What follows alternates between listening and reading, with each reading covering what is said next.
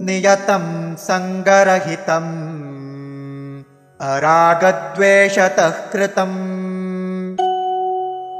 अफलप्रेप्सुना कर्म यत्तत् सात्विकमुच्यते।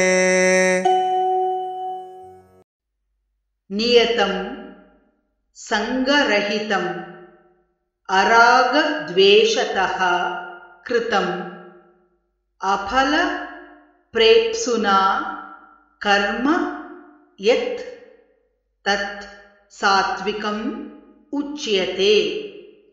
नियतं संगरहितम् अरागद्वेषतः कृतम् अफलप्रेप्सुना कर्म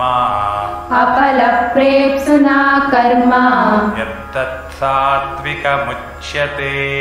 नियतं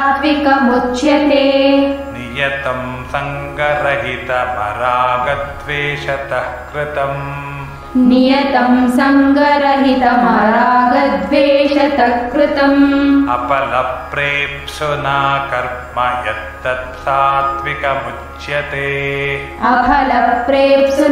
कर्म यत्तत् सात्विकमुच्यते। नियतं संगरहितमरागद्वेषतः कृतम् अफलप्रेप्सुना कर्म यत्तत् सात्विकमुच्यते। नियतं संगरहितमरागद्वेषतः कृतम् अफलप्रेप्सुना कर्म यत्तत् सात्विकमुच्यते।